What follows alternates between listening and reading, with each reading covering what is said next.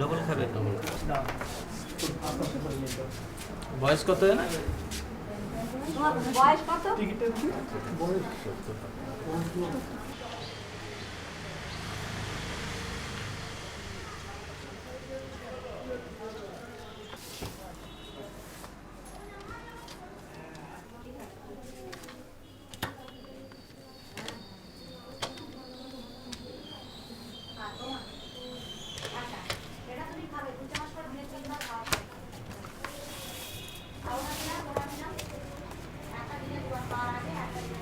Bag নিয়ে এসছেন?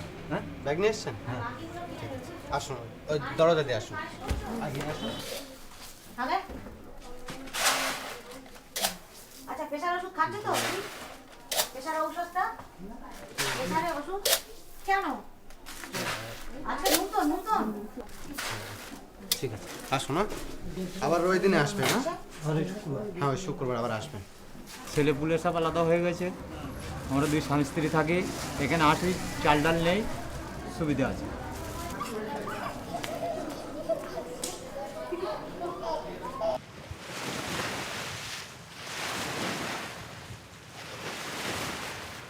আমাদের এই বোর্ডগুলো সংযোগ রয়েছে আমাদের তৈরি ইনস্টিটিউশনাল ডেলিভারি সেন্টার, যেখানে মায়েরা আগে মারা যেত, প্রসব করার জায়গা পেত না, বাড়িতে প্রসব হওয়ার ফলে মারা যেত। আমরা আজকে সেখানে এদের প্রসবের ব্যবস্থা করে দিয়েছি। আমাদের 4টে এই ধরনের ইনস্টিটিউশনাল ডেলিভারি সেন্টার আছে, তার সাথে স্পিড বোর্ডের সংযোগ আছে।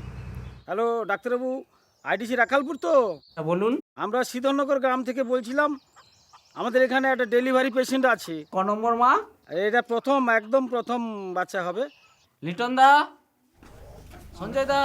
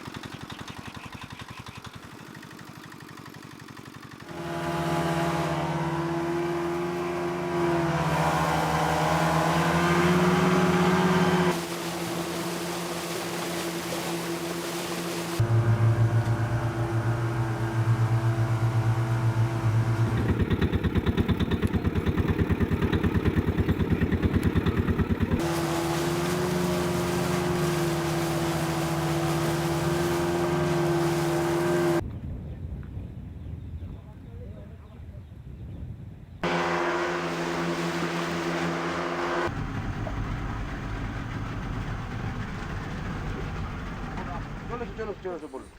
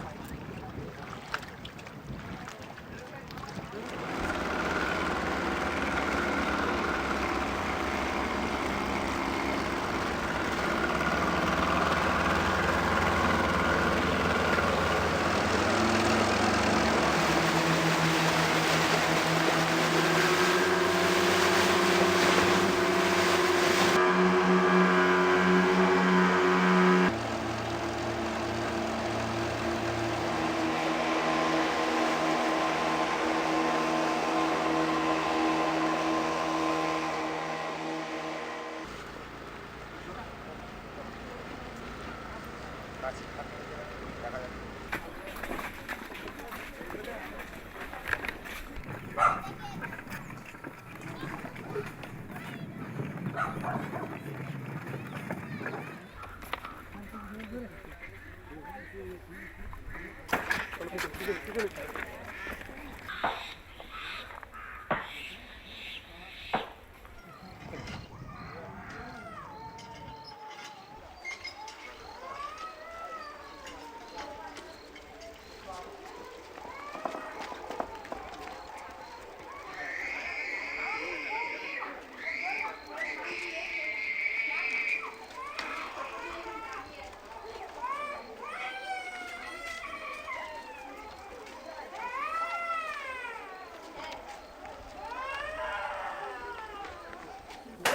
সকাল কটা থেকে ব্যথা হচ্ছে? 10টা। বাচ্চা নড়ছে তো?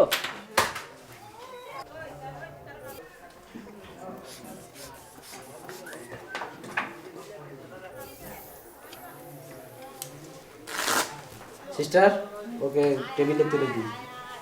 আমার এই পেশেন্ট 7 মাসের প্রেগনেন্ট বলে মনে হচ্ছে, কিন্তু এটা ফুল টার্ম প্রেগনেন্ট। কারণ অনেক সময় এরকম কেস আসে এবং খুব সুন্দরভাবে ডেলিভারি হয়, বাচ্চাগুলোকে আমি সুন্দরভাবে বাড়ি পাঠাতে পারি। আমাদের এখানে সুন্দরবনে মোটামুটি ধরনের যে রোগগুলো সব থেকে বেশি আসে সেটা হলো ডায়রিয়া, পেটের রোগ। তাছাড়া যেহেতু এরা গরিব, ভালো খেতে পায় না, এদের সহজেই এরা টিবি রোগে আক্রান্ত হয়ে পড়ছে। প্রচুর টিবি রোগ, যাদেরকে আমরা নিয়ম মাফিকভাবে ওষুধ দিই। এদের বাড়িতে যাই, এদেরকে আনি। এদের ডট সেন্টারে আমাদের সব লোক আছে, যাদেরকে আমরা পেশেন্ট লিডার বলি, যাদের নিয়ে এদের নিয়মিত ওষুধ খাওয়ানো হয়। যার খুব অভাব থাকে, সরকারি বিভিন্ন রকম সাহায্য বা কখনো আমাদের থেকে তাদের হাতে পৌঁছে দেওয়ার চেষ্টা চলে।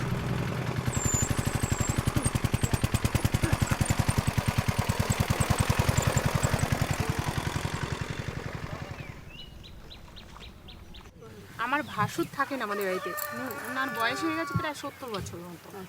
তো ওই বিড়ি খায়, হ্যাঁ বিড়ি খায়, কিন্তু কাশে প্রচণ্ড, রাত্রেবেলা করে কাশে। কাশিটা যদি আবার কন্টিনিউ অনেক দিন ধরে হয় তাহলে সেটা ডাক্তার দেখানো দরকার।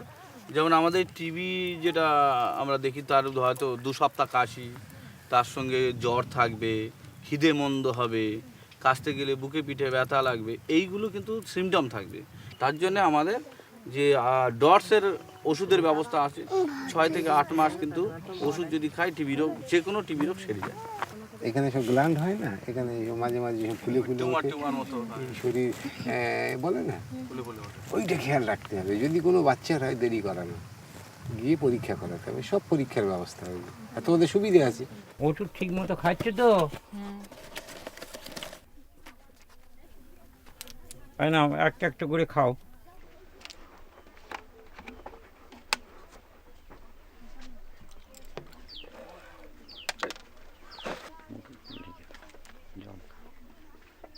গালে দাও।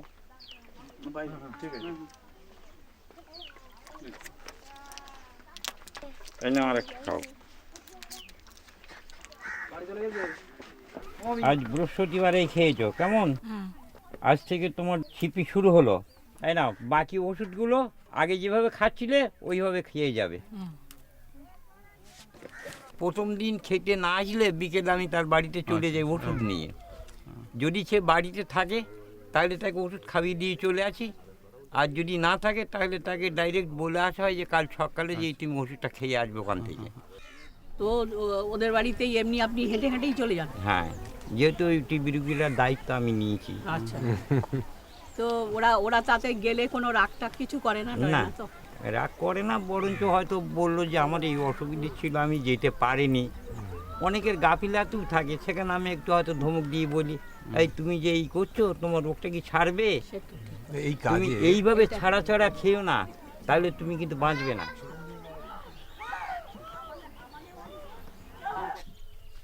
ও যতীনদা, ভালো আছেন তো? বেশ সুন্দর ভাই। হ্যাঁ, ভালো আছেন তো? ভালো আর কি করে থাকি, চোখে মোটে দেখতে পাইনি, তার ভালো কি করে থাকে। আচ্ছা, আপনার ছেলে অমল কোথায়? মাঠে কাজ করতে গেছে। মাঠে কাজ করতে গেছে? হ্যাঁ, কি কাজ করতে গেছে? এই মাঠের কাজ। আমি আগে একদিন এসেছিলাম, ওকে পেলাম না, আজ আবার আসলাম, কাজে চলে গেছে। ওষুধ ঠিক মতো খাচ্ছে তো? তা সেটা আপনি জানেন, আপনি ওষুধ দিচ্ছেন। আচ্ছা, তাহলে আমি মাঠে একটু ওর সঙ্গে দেখা করতে যাচ্ছি। যান।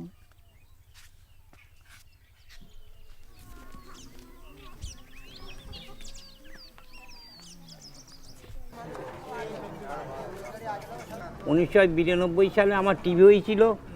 আমি এই শিশু চিকিৎসা হয়ে আমার 18 মাসের কোর্সে চিকিৎসা হয়ে সেরে গিয়েছে। তাই আমি চিন্তা করলাম যে আমি নিজে বেঁচে গেছি, আরও আমি 10টা লোককে বাঁচাতে পারি কি না একটাবার চেষ্টা করে দেখি। অর্থবিত্ত দিয়ে তো সাহায্য করার মতো ক্ষমতা আমার ছিল না, তাই একটু গতরে কষ্ট করে এখানকার লোকজন বাসন্তী সেন্টারে নিয়ে রুগীদের দেখিয়ে আমি আনতাম।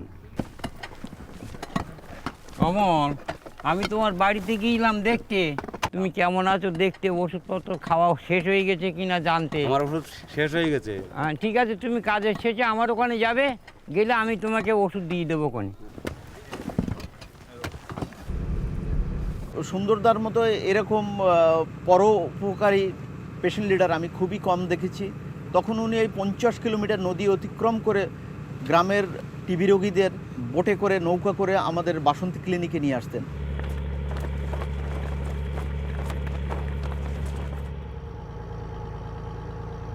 সেলফ হেল্প গ্রুপ আমরা আরম্ভ করেছিলাম প্রথমে টিবি রুগীদের নিয়ে। তখন সেলফ হেল্প গ্রুপের যে মোটিভটা কি আমরা বুঝতামও না, শুধু তাদেরকে কিছু হয়তো 150 টাকা 200 টাকা এরকম দিতাম, আবার ওরা কিছু ফেরত দিত, আবার দিতাম, এরকম করে সেলফ হেল্প গ্রুপ আমরা আরম্ভ করি। দেখি কি কষ্ট হচ্ছে? কষ্ট কি হচ্ছে? তোমার কষ্ট হচ্ছে নাকি?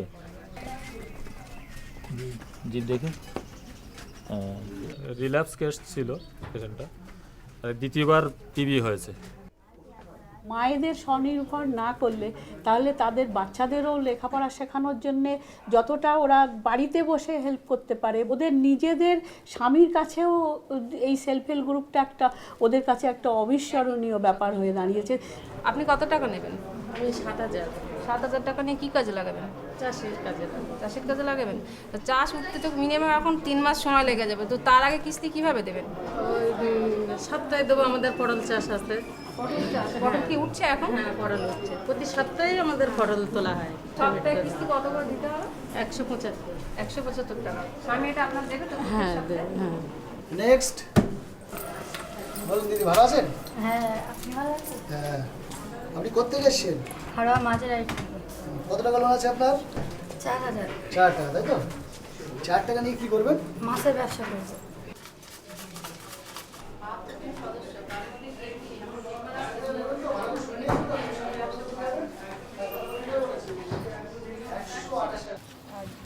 আপনিও কি কাজ করেন? মানে দর্জি কাজ কিসের উপরে? শার্টের উপরে করেন?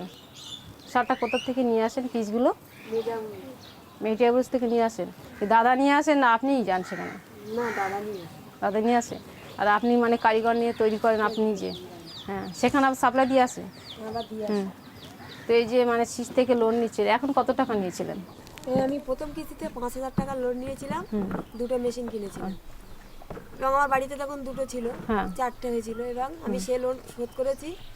পরবর্তীকালে 8,000 টাকা লোন পেয়েছি, আবার 4টে মেশিন আমি করতে পেরেছি। এখন আমার বর্তমান 8টা মেশিন আছে। 8টা মেশিন। কিন্তু এর পরের পরিকল্পনা কি আছে? আমার ইচ্ছা আছে বড় একটা ফ্যাক্টরি বানাবো। মানে সেরকম জায়গা আছে বাড়ির সামনে? আছে। আচ্ছা, আসুন দিদি, সবাই উঠে আসুন।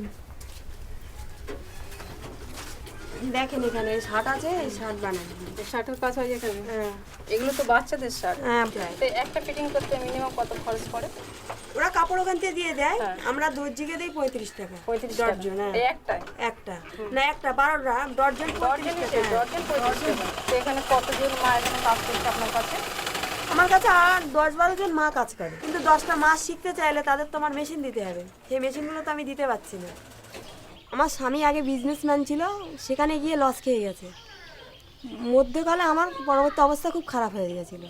আমি আবার 3টে মেশিন ছিল, আর দাদাদের কাছ থেকে আমি লোন পেয়ে এখন আমার বর্তমান অবস্থা ভালো, আমার কোনো আর অসুবিধা নেই। আমার 2টো ছেলে আছে, তাদের পড়াশুনো বা আমার সংসার করা যেই ব্যবসা থেকে আমার চলে যায়। মানুষের পাশে না গেলে মানুষকে বোঝা একেবারে যায় না। মানুষের সঙ্গে যদি একাত্মভাবে তাদের সাথে মিশতে পারা যায়, তাহলে মানুষের মনের কথা সে অকপটে বলতে পারে এবং তার দুঃখ যাই হোক না কেন তার সাথে শেয়ার করা যায় যে কি সে চায়। শুধু ভাবলে হবে না, তাদের কি দরকার সেটুকু অন্তত কিছু না করতে পারি, কথা দিয়েও তো মানুষকে বোঝাতে হবে, বুঝতে হবে, তবে মানসিক শান্তি অন্তত পাওয়া যাবে, আর কিছু না হোক। গ্রামনগর মাঠ পাথার বন্দরে তৈরি হও কার ঘরে, জলেনি দ্বীপ চির আধার তৈরি হও কার বাছার, জোটেনি দুধ শুকনো মুখ তৈরি হও, ঘরে ঘরে ডাক পাঠাই তৈরি হও জোট বাঁধো, মাঠে কিষান কলে মজুর নওজোয়ান জোট বাঁধো।